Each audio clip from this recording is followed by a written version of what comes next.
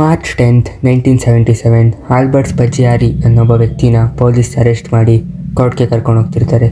ಅಲ್ಲಿವರೆಗೂ ಅವನ್ನ ಎಲ್ಲರೂ ನಾರ್ಮಲ್ ವೆಡ್ಡಿಂಗ್ ಫೋಟೋಗ್ರಾಫರ್ ಅಂದ್ಕೊಂಡಿರ್ತಾರೆ. ಬಟ್ ಅವನು ಫ್ರಾನ್ಸ್ ಇತಿಹಾಸದಲ್ಲೇ biggest bank robbery master mind ಅಂತ ಯಾರಿಗೂ ಗೊತ್ತಿರಲ್ಲ. ಜುಲೈ 19, 1976 ಮಧ್ಯಾಹ್ನ ಒಂದು ನ್ಯೂಸ್ ತುಂಬ ಬೇಗನೆ ಸ್ಪ್ರೆಡ್ ಆಗುತ್ತೆ. ಏನಂದರೆ ಆ ಕಾಲದಲ್ಲಿ ಇಡೀ ವರ್ಲ್ಡ್ಗೆ one of the top bank ಆಗಿರೋ ಸೊಸೈಟಿ ಜನರಲ್ ಬ್ಯಾಂಕ್ ಕಳ್ತನ ಆಗಿತ್ತು. ಈ ನ್ಯೂಸ್ ಸ್ಪ್ರೆಡ್ ಆಗಿದ ತಕ್ಷಣ ಬ್ಯಾಂಕ್ ಲೈಟ್ಸ್ ಎಲ್ಲ ಬ್ಯಾಂಕ್ ಮುಂದೆ ಜಮಾಯಿಸ್ತಾರೆ. ಬ್ಯಾಂಕ್ನ ಆಚೆ ತುಂಬ ಜನ ಕ್ಲೈಂಟ್ಸ್, ಮೀಡಿಯಾ ಎಲ್ಲ ಸೇರಿರ್ತಾರೆ. ಆದರೆ ಒಳಗಡೆ ಪೊಲೀಸಲ್ಲಿ ನಡೆದಿರೋ ಸೀನ್ ನೋಡಿ ತುಂಬಾ ಶಾಕ್ ಆಗ್ತಾರೆ. ಈ ರಾಬರಿಲಿ ಸುಮಾರು 46 ಮಿಲಿಯನ್ ಫ್ರ್ಯಾಂಕ್ಸ್ ಕಳೆದೋಗಿರುತ್ತೆ ಅಂತ ಪೊಲೀಸ್ ಅಂದಾಜು ಮಾಡ್ತಾರೆ. ಈ 46 ಫ್ರ್ಯಾಂಕ್ಸ್ನ ಇವತ್ತಿನ ದುಡ್ಡಿಗೆ ಕಂಪೇರ್ ಮಾಡಿದ್ರೆ 367 ಕೋಟಿ ಆಗುತ್ತೆ. ರಾಬರಿ ನಡೆದಿರೋ ಸೀನಲ್ಲಿ ಕಳ್ತನ ಮಾಡಿರೋರು ಪೊಲೀಸ್ಗೆ ಒಂದು ಮೆಸೇಜ್ ಬಿಟ್ಟೋಗಿರ್ತಾರೆ. ಆ ಮೆಸೇಜ್ ಏನಂದರೆ no arm, no violence, no hate ಅಂತ ಗೋಡೆ ಮೇಲೆ ಬರೆದು ಹೋಗಿರ್ತಾರೆ. ಅಲ್ಲೇ ಮೂಲೆಯಲ್ಲಿ ಪೊಲೀಸ್ಗೆ ಒಂದು ಟನಲ್ ಕಾಣಿಸುತ್ತೆ. ಆ ಟನಲ್ ಬರೀ 8 ಮೀಟರ್ ಉದ್ದ ಇರುತ್ತೆ ಆ್ಯಂಡ್ ಅದು ಒಂದು ಲೋಕಲ್ ಸೀವೇಜ್ಗೆ ಕನೆಕ್ಟ್ ಆಗಿರುತ್ತೆ ಅಂತ ಪೊಲೀಸ್ಗೆ ಗೊತ್ತಾಗುತ್ತೆ. ಈ ಕಳ್ತನ ಮಾಡೋಕ್ಕೂ ಮುಂಚೆ ಆಲ್ಬರ್ಟ್ ಸ್ಪಜಿಯಾರಿ ಹ್ಯಾಪಿ ಲೈಫ್ನ ಲೀಡ್ ಮಾಡಿಕೊಂಡು ಸಿಟಿ ಔಟ್ಸ್ಕರ್ಟ್ಸಲ್ಲಿ ಮನೆ ಮಾಡ್ಕೊಂಡಿರ್ತಾನೆ. ಆ್ಯಂಡ್ ಅವನು ಆ ಟೌನ್ಗೆ ಫೇಮಸ್ ವೆಡ್ಡಿಂಗ್ ಫೋಟೋಗ್ರಾಫರ್ ಆಗಿರ್ತಾನೆ. ಬಟ್ ಅವನು ಹೋಗ್ತಾ ಹೋಗ್ತಾ ಗ್ಯಾಮ್ಲಿಂಗ್ಗೆ ತುಂಬಾ ಅಡಿಕ್ಟ್ ಆಗೋಗ್ತಾನೆ. ಒಂದಿನ ಆಲ್ಬರ್ಟ್ ಸ್ಪಜಿಯಾರಿ ಬುಕ್ ಓದ್ತಾ ಕೂತಿರುವಾಗ ಬ್ಯಾಂಕ್ ರಾಬರಿ ಬಗ್ಗೆ ಒಂದು ಬುಕ್ ಓದ್ತಾನೆ ಆ್ಯಂಡ್ ತುಂಬಾ ಇನ್ಸ್ಪೈರ್ ಕೂಡ ಆಗೋಗ್ತಾನೆ. ಆ್ಯಂಡ್ ಮಾರ್ಚ್ 1976 ಸೊಸೈಟಿ ಜನರಲ್ ಬ್ಯಾಂಕ್ನ ರಾಬರಿ ಮಾಡಲೇಬೇಕು ಅಂತ ಡಿಸೈಡ್ ಆಗ್ತಾನೆ. ಆಲ್ಬರ್ಟ್ ಸ್ಪಜಿಯಾರಿ ಒಂದಿನ ನ್ಯೂಸ್ ಪೇಪರಲ್ಲಿ ಒಂದು ಆ್ಯಡ್ ನೋಡ್ತಾನೆ. ಆ ಆ್ಯಡಲ್ಲಿ ಆ ಬ್ಯಾಂಕಿಂದ ಸ್ವಲ್ಪನೇ ದೂರದಲ್ಲಿ ಒಂದು ಅಂಗಡಿ ಬಾಡಿಗೆಗಿದೆ ಅಂತ ಗೊತ್ತಾಗುತ್ತೆ. ಅವನು ಅದೇ ಅಂಗಡಿನ ಬಾಡಿಗೆಗೆ ತೊಗೊಂಡು ಒಂದು ಫೋಟೋ ಸ್ಟುಡಿಯೋ ಮಾಡ್ಕೊತಾನೆ. ಆ್ಯಂಡ್ ಅವನು ಅದೇ ಬ್ಯಾಂಕಲ್ಲಿ ಒಂದು ಬ್ಯಾಂಕ್ ಅಕೌಂಟ್ ಕೂಡ ಓಪನ್ ಮಾಡ್ತಾನೆ. ಸೊ ಅದರಿಂದ ಅವನಿಗೆ ಅಲ್ಲಿರೋ ಸೆಕ್ಯೂರಿಟೀಸ್ ಆ್ಯಂಡ್ ಲಾಕರ್ಗಳ ಬಗ್ಗೆ ಇನ್ಫಾರ್ಮೇಷನ್ ಸಿಗ್ತಾ ಇರುತ್ತೆ. ಮತ್ತು ಯಾರಿಗೂ ಡೌಟ್ ಬರಬಾರ್ದು ಅಂತ ಅವನು ಆ ಬ್ಯಾಂಕಲ್ಲಿ ಆವಾಗವಾಗ ಮನಿ ಡೆಪಾಸಿಟ್ ಆ್ಯಂಡ್ ವಿತ್ಡ್ರಾ ಮಾಡ್ತಾನೆ ಇರ್ತಾನೆ. ಒಂದಿನ ಅದೇ ಬ್ಯಾಂಕಲ್ಲಿ ಕೆಲಸ ಮಾಡ್ತಿರೋ ಆಲ್ಬರ್ಟ್ನ ಫ್ರೆಂಡ್ ಒಬ್ಬ ಆ ಸೇಫ್ಟಿ ಡೆಪಾಸಿಟಲ್ಲಿ ಯಾವುದೇ ಅಲಾರಾಮ್ ಸಿಸ್ಟಮ್ ಇಲ್ಲ ಅಂತ ಹೇಳಿರ್ತಾನೆ.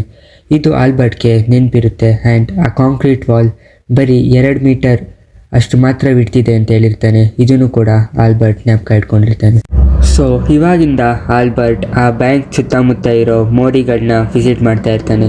ಆ್ಯಂಡ್ ಫೈನಲಿ ಅವನಿಗೊಂದು ಮೋರಿ ಸಿಗುತ್ತೆ. ಆ ಮೋರಿ ಸೀದಾ ಬ್ಯಾಂಕ್ದು ಸೇಫ್ಟಿ ಲಾಕರ್ಗೆ ಕನೆಕ್ಟ್ ಆಗಿರೋ ವಿಷಯ ಆಲ್ಬರ್ಟ್ಗೆ ಗೊತ್ತಾಗುತ್ತೆ. ಇವಾಗಿಂದ ಆಲ್ಬರ್ಟ್ ಒಬ್ಬನ ಕೈಲೇ ಈ ಕೆಲಸ ಆಗಲ್ಲ ಅಂತ ಆಲ್ಬರ್ಟ್ಗೆ ಚೆನ್ನಾಗಿ ಗೊತ್ತಿತ್ತು. ಸೊ ಇದಕ್ಕೋಸ್ಕರ ಆ ಏರಿಯಾಲೇ ಇರೋ ಹಳೆ ಕ್ರಿಮಿನಲ್ಸ್ನೆಲ್ಲ ಸೇರಿಸಿ 6 ಜನದ್ದು ಒಂದು ಟೀಮ್ ಕಟ್ಕೋತಾನೆ. ಏಪ್ರಿಲ್ 1976 ಆಲ್ಬರ್ಟ್ ಮತ್ತು ಅವನ ಟೀಮ್ ಗೋಡೆ ಕೊರೆಯೋಕ್ಕೆ ಸ್ಟಾರ್ಟ್ ಮಾಡುತ್ತೆ. ಆ್ಯಂಡ್ ಆ ಮೋರಿಯಿಂದ ಬ್ಯಾಂಕ್ ಸೇಫ್ಟಿ ಲಾಕರ್ಗೆ ಬರೀ 10 ಮೀಟರ್ ಇದೆ ಅಂತ ಇವ್ರಿಗೆ ಗೊತ್ತಾಗುತ್ತೆ. ಇದನ್ನು ಕೊರೆಯೋಕ್ಕೆ ಅಷ್ಟೊಂದೇನು ಕಷ್ಟ ಇರಲಿಲ್ಲ. ಬಟ್ ಆ ಟೀಮ್ ತುಂಬಾ ಸೈಲೆಂಟಾಗಿ ಈ ಕೆಲಸ ಮಾಡಬೇಕಾಗಿತ್ತು. ಸೊ ಅವರು ಅದಕ್ಕೋಸ್ಕರ ಡೈಲಿ ಬರೀ 1 ಮೀಟರ್ ಮಾತ್ರ ಕೊರಿತಿದ್ರು. ಆ್ಯಂಡ್ ಆಫ್ಟರ್ 3 ಮಂತ್ಸ್ ಫೈನಲಿ ಅವರು ಆ ಟನಲ್ನ ಕೊರೆದು ಮುಗಿಸ್ತಾರೆ. ಜುಲೈ 16, 1976 3-4 ದಿನ ಲಾಂಗ್ ವೀಕೆಂಡ್ ಇದ್ದಿದ್ದರಿಂದ ಆ ಟೀಮ್ ಪ್ಲ್ಯಾನ್ ಮಾಡಿ ಇದೇ ದಿನ ಬ್ಯಾಂಕಿಗೆ ನುಗ್ಗುತ್ತೆ. ಆ್ಯಂಡ್ 371 ಲಾಕರ್ಗಳನ್ನ ಇವರು ಖಾಲಿ ಮಾಡ್ತಾರೆ. ಅದರಲ್ಲಿ ಅರೌಂಡ್ 46 ಮಿಲಿಯನ್ ಫ್ರ್ಯಾಂಕ್ಸ್ ಕಳ್ತನ ಆಗಿರುತ್ತೆ. ಆ್ಯಂಡ್ ಆಗಿನ ಕಾಲದಲ್ಲಿ ಇದು ಇಡೀ ವರ್ಲ್ಡ್ಗೆ ಹೈಯೆಸ್ಟ್ ಮನಿ ರಾಬರಿ ಕೇಸ್ ಆಗಿರುತ್ತೆ. ಆಲ್ಬರ್ಟ್ ಆ್ಯಂಡ್ ಟೀಮ್ ಯಾವ ಟನಲಿಂದ ಒಳಗಡೆ ಬಂದರೋ ಅದೇ ಟನಲಿಂದ ಎಸ್ಕೇಪ್ ಆಗೋಗಿರ್ತಾರೆ. ಆ್ಯಂಡ್ ಪೊಲೀಸ್ ಅವ್ರಿಗೆ ಅವರು ಒಂದು ಮೆಸೇಜ್ನ ಬರೆದ್ಬಿಟ್ಬಿಟ್ಟು ಹೋಗಿರ್ತಾರೆ. ಅದರಲ್ಲಿ no arm, no violence, no hate ಅಂತ ಬರೆದು ಹೋಗಿರ್ತಾರೆ. ಈ ರಾಬರಿ ಮಾಡಿದ್ಮೇಲೆ ಆಲ್ಬರ್ಟ್ ಅವನ ಹೆಂಡತಿಗೆ ಡಿವೋರ್ಸ್ ಕೊಟ್ಟು ಅಮೆರಿಕಾಗೆ ಹೋಗಿ ಸೆಟಲ್ ಆಗ್ತಾನೆ. ಆ್ಯಂಡ್ ಅಲ್ಲಿ ಯಾರಿಗೂ ಇವನ ಮೇಲೆ ಸ್ವಲ್ಪನೂ ಡೌಟ್ ಬರಲ್ಲ. ಆದರೆ 3 ತಿಂಗಳು ಆದಮೇಲೆ ಆಲ್ಬರ್ಟ್ ಅವನದು ಫಸ್ಟ್ ಮಿಸ್ಟೇಕ್ನ ಮಾಡ್ತಾನೆ. ಅವನ ಯೋಗ್ಯತೆ ಏನು ಅಂತ ಅವನು ಎಲ್ಲರ ಹತ್ರ ಪ್ರೂವ್ ಮಾಡ್ಕೊಳ್ಳೋ ಆಸೆಯಿಂದ CIA ಆಫೀಸ್ಗೆ ಹೋಗಿ ಅವನು ಫ್ರಾನ್ಸ್ ರಾಬರಿ ಕೇಸ್ನ ಮಾಸ್ಟರ್ ಮೈಂಡ್ ಅಂತ ಹೇಳ್ತಾನೆ. CIA ಏಜೆಂಟ್ಸ್ ಫ್ರಾನ್ಸ್ ಪೊಲೀಸ್ಗೆ ಈ ವಿಷಯ ಮುಟ್ಟಿಸ್ತಾರೆ. ಆದರೆ ಫ್ರಾನ್ಸ್ ಪೊಲೀಸ್ ಈ ವಿಷಯನ ನೆಗ್ಲೆಕ್ಟ್ ಮಾಡ್ತಾರೆ. ಯಾಕಂದರೆ ಫ್ರಾನ್ಸ್ ಪೊಲೀಸ್ಗೆ ಆ ಟೈಮಲ್ಲಿ ಗಟಾನ್ ಅನ್ನೋ ವ್ಯಕ್ತಿ ಮೇಲೆ ಡೌಟ್ ಇರುತ್ತೆ. ಈ ಸಲ ಆಲ್ಬರ್ಟ್ ಎಸ್ಕೇಪ್ ಆಗ್ತಾನೆ.